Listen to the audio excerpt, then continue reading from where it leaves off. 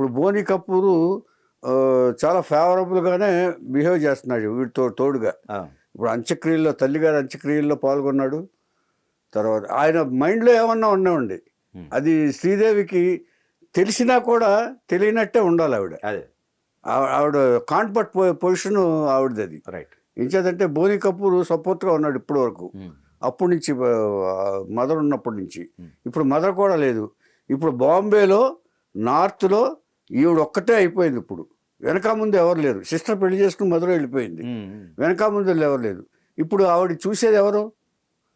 So ఇప్పుడు gourd చేశాడు ఆయన, బోని కపూర్ గారు తోడుగా ఉండి ధైర్యం చెప్పి మదర్ అంత్యక్రియలన్నీ పూర్తి చేసి నీకు నేనున్నానని చెప్పి ధైర్యం చెప్పేసి ఇప్పుడు మళ్ళీ ప్రస్తావన తెచ్చాడు.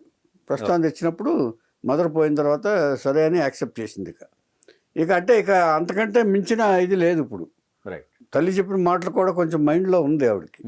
ఇంచేతంటే అందరితోటి పోల్చుకోబాకు నువ్వు. బోని కపూర్ గారు కొంచెం ఏదో పెళ్ళైన వాడైనా కూడా కొంచెం పద్ధతి కల మనిషిలాగానే ఉన్నాడు, మనకు తోడుగా ఉండేటట్టున్నాడు.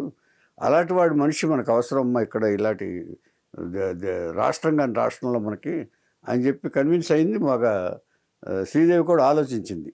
ఇప్పుడు నేను ఏదో ఒక డెసిషన్ తీసుకోకపోతే ఇప్పుడు నేను ఏదో అటు వెళ్ళిపోవాలి, లేదంటే ఎక్కడన్నా ఉండాలంటే ఎవరినో ఒకరిని తోడు తీసుకోవాలని చెప్పి బోని కపూర్ పెళ్లి చేసుకుంది.